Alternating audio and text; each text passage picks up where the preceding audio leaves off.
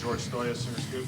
Yeah, Ben, lots of oars on the depth chart on the offensive line. Just wondering, what is that rotation going to look like, and are those some competitions that are going to go, I guess, into the season with some of those guys? A lot of great competition in fall camp, and going through, we felt like there were still kind of a few oars in there, and so I'm excited to watch these guys play, watch them compete, and go out there and watch them play, right? And they are going to rotate a little bit, just getting guys in different moments, different situations, because ultimately we have to get to a point where we feel like, okay, this is the guy, and all those guys have done an incredible job coming along really nicely, but we just want to see a little bit more. Okay, Colton Sully. Then another depth chart question. We saw Jiren, tight end one. What did he do to separate himself in that room? Jiren was absolutely consistent all fall camp, not just in his play, but how he was in the film room and his studies, being in the building. And the best thing that Jiren did at practice, when the ball came his way, he made the play. And that was really exciting. And again, I say consistent with that. He was consistently making the play.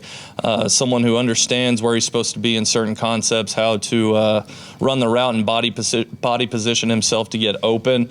And I think he built a really good rapport with John. And so, Jiren went out there and he earned it. And that's not to say those other guys haven't done an unbelievable job. They are all still going to play too. But, Jiren earned the right to run out there first. Tom? And we were talking to John last night. He was saying that when he got here in the spring, he remembers throwing a touchdown to Giovanni and being like the only one to run down there to celebrate. And I know you've mentioned before kind of celebrating the little victories, but what was it like kind of installing that kind of culture and just the process of it? Great question. I always say you got to remember that football's a game. And whenever good things happen, whether big or small, they're worth celebrating. If you don't celebrate the small victories, you're going to let the minute inconveniences during a practice really start to hamper you. So you have to go out there. The ball finds energy, right? Positive things find energy whenever you're out there at practice. And so building that in those guys every single day and celebrating another's success, celebrating your teammates' success, that's part of our culture here. That's part of Coach Venables' culture here at Oklahoma, is celebrating all the small victories and successes that your teammates have too. And so just making that a point every day, okay, on every potential play, to look for the good in it, all right? And that's from coaches and players alike. Celebrating those small wins, I think it just helps, one, build the confidence and allows those guys to go out there and play even more free. And so it was fun.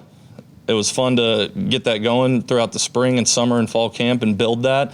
And those kids, they've done a great job supporting each other. Keep going down the line. Barry? Yeah, Ben, I assume you're going to be on the field. Who's going to be your eyes in the press box on game days? Yeah, I will be on the field, and I will have, John Kuzieski, who came over with me from Washington State and was with me at Western Kentucky. He'll be up in the press box. Coach Joe John Finley, he'll be up in the press box. And those are the two main guys right there. Yeah, Ben, just sort of along those lines, why is it important for you to be on the field? Why do you prefer that versus up top for you? Yeah, awesome question. I think the immediate communication and interaction I can have with the guys, right? Whether there's a adjustment that needs to be made or something really good happened right there, and you got to tell them, okay, hey, this happened. We got to keep on doing this. Be ready for this. I think the immediate communication that I can have, and you can also get a sense for your players when you're down there, right? Are they too high? Are they too low? And you can do something about it immediately, other than being in the box and having to necessarily rely on everyone else down there. And for me personally, just being a quarterback guy, I like being able to look John in the eyes and talk to him. I think that's really important. I think that direct communication and getting on the same page is really important. So that's why I like being on the field. You've always done that? I've always done that, yes, sir. Appreciate it. Okay, Barnett, Ryan, Jack. Another one on the offensive line. Coach Beanboat traditionally tinkers a little bit those first 5 or 6 weeks and does a good job at that. But with the meat of the schedule picking up immediately, how do you balance letting those battles carry on versus needing to build that chemistry and cohesion to get after it with some of these big time defenses you've got front loaded in the schedule? Coach Bedenbaugh's done a great job throughout camp of mix and matching and putting people and ultimately pushing towards, where we think the best chemistry is. And again, you see those oars and stuff on the initial depth chart that's out. Again, that's us just trying to find the pieces to the puzzle, right? And ultimately building that straight chemistry that you're talking about right there. But you're right, it is important. We got to make sure throughout the bulk of this schedule, because like you said, it starts early. We got to make sure that we are on the same page and we're lockstep, especially on those front five, okay, going into the season. But Coach Bedenbaugh's done a great job of putting those guys in different situations in order to see where do we have the best chemistry, what specific group, who plays the best where, who plays the best next to somebody. He's done an awesome job with that. Stay on that side, second row, Jenny Carlson. Hey, Ben, I know you've only been here a short time, been around Brent a short time, so this may be a little bit of an unfair question, but every head coach has got a level of personal responsibility. It's the nature of the job, obviously, but Brent spending time here really helping to reestablish Oklahoma as a power. I'm wondering just what you've seen in terms of, his level of personal responsibility, what sort of informs that for him on a day-to-day basis? His level of personal responsibility to make. Care. Yeah. I don't know if there's anyone in the building, probably in Norman, that questions how much Coach Venables cares, and he shows it with how he does everything every single day. He truly lives by the motto, how you do anything is how you do everything, and he's always ready in every single moment. Every single moment is 4th and 1 to him. It's the most important thing every single day. And that feeds off into the coaches, and it feeds off into the players. And so that mindset that Coach Venables brings every single day, it sets a precedent and a standard for every situation that we could be in the meeting room, on the field, in our staff meetings, that what we are doing right now is the most important thing, and I personally think that's the only way to do it. I mean, you have to be in the moment in everything that you do, and Coach Venables exemplifies that in every aspect of his life. Any examples of that stand out in your mind? I mean, the best one is, whenever we have situationals during practice, whether it's a 2-minute drill or 4-minute drill, or we're working third downs or we're working goal lines, he is living in that moment. And the players feel that. I feel that. It makes me want to compete even harder because, he's running the defense on the other side. I'm like, well, if he's going to bring it, I better bring it too, or else my guys aren't going to bring it. And so that's just one example right there, but it's everything that he does. And it's something that I really appreciate. Okay, third row behind Jenny, Cliff Brent. Yeah, Coach, you got a lot of running backs who look like they're capable of getting game action. Do you prefer to have maybe a couple of guys that you lean on, or are you good with like 4 guys over the course of a season?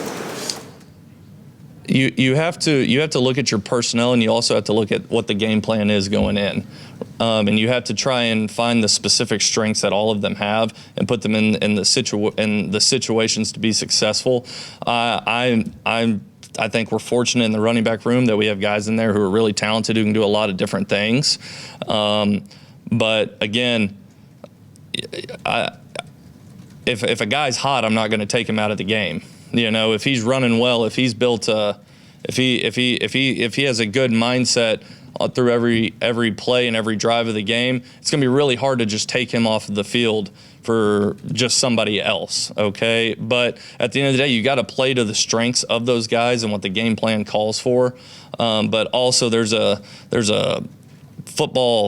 coach element to it, a football element too, that if a guy's rolling, you don't cool him off. And so I hope that answered your question. Okay, third row aisle, Kerry Murdoch.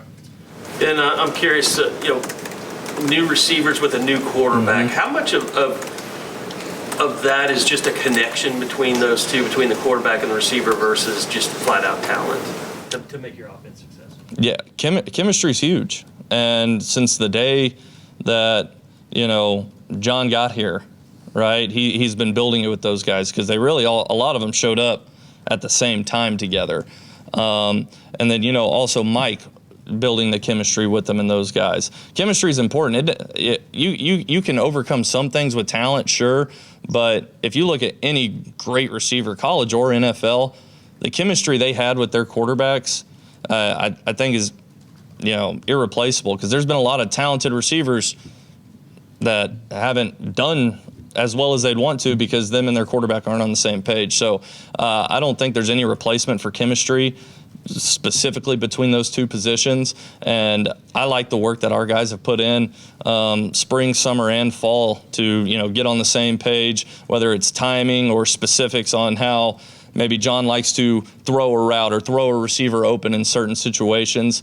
And so those guys, they've done a great job. There's no replacement for chemistry in my mind. Okay, come to this side, front row, Jesse Crittenden. Hey Ben, you talked a little bit about the receivers. Wanted to ask specifically about that X spot with Keontez, Ivan, Elijah. Just how competitive was that battle specifically, and then just what stood out about Keontez? It was fun. It was really fun. It was insanely competitive too, because Keontez, he's an older guy. He's played a lot of ball. He might be in his 6th year of college football. Like that guy's a veteran. He knows how to attack practice, okay, and he knows what he needs to do in certain situations to make himself and the team successful. The best thing that I think Ivan did is Ivan attacked this fall camp. He attacked this fall camp. He was a guy. It was every single day, whether it was a little push, like a push crack onto a safety, or making a tough back shoulder catch with someone draped all over him. He consistently showed up in those moments, and it was so much fun to watch. And then E.T., for being a young guy, in that role, especially with those older guys there, really fed off them. And whenever you go sit in the receiver meeting rooms, you see him locked in and engaged. And whenever one of those older guys talks, he's not just, staring at butterflies or something. He's locked into what they're saying too, because he knows that they've done it. And so that specific position was a whole lot of fun, because there's a great amount of competition that went into it, and those guys brought it every single day. So I really appreciate that exact position you're talking about, but it was a lot of fun this fall camp. Yeah, you obviously showed up and kind of took a back seat when you first got here, going into the bowl game, and let Joe John finish out calling the plays. But what was, I guess, from that point to now, the biggest maybe cultural issue that you wanted to fix within the offense, and do you think you've accomplished that? And is there anything else that you're kind of looking forward to going through this season, working on? Whenever I came in, I think it's really hard for me to just comment on anything that happened last year or the state of anything whenever I got here. I don't think that'd be fair for me to do that. But one thing that I did know whenever I did come in is these kids want someone to follow. They want someone to lead them, because our kids, one thing I've learned about them, if you ask them to do something, they will fly around, they will do it, and they will do it to the best of their ability. So whenever they can consistently get that every day, and from me, I take it personally because I feed off Coach Venables in that respect of, I'm going to bring it every single day because I want these kids to bring it every day. And it kind of goes back to his question earlier, feeding off the energy that I can bring every day, feeding off the consistency that I can every day, because kids can sense it. If you're one way one day and one way another, okay, they know better than anyone, right? And so I think that was the biggest thing that I could bring to the table, was just my level of consistency of how I was going to be every single day, whether it was the energy, me at practice, how I interact with them in the building. That was the thing on that side of the ball that I thought I could bring the most value to, just for them, and in terms of getting them to pull the rope in the same direction. Okay, let's go ahead, Mason Young. Yeah, Ben, wanted to ask you about Javante Barnes and Torrey Blaylock. Just what did those two guys in particular show you during fall camp? Because it seems like they made the most of their opportunities. Toughness, and they were resilient all fall camp. Those guys were, staples in fall camp, just in terms of they were there every single day. They didn't try to there were times where their bodies were probably hurting, but they knew we needed them in those moments. I just appreciate those guys because they allowed us to practice the way we need to practice, and they brought it every single day, and they both got so much better every single day. And I think of Torrey as a young guy. I think with the reps that he was able to get in this fall camp, I think it just kind of sped up his development and made his ceiling even higher. And so I have nothing but respect for those two kids. They were awesome during fall camp, and they're great kids. As respectful as they come, they're sharp as can be, and they're team guys. If they got to pick up a blitzing Kobe McKenzie in the A gap, they're going to do that. And then if they need to do something out of the backfield, they're going to do that, and they're going to do it to the best of their ability. So those two guys are awesome. I'm sorry, that's all the time we have for today. Thanks, Ben. Yep.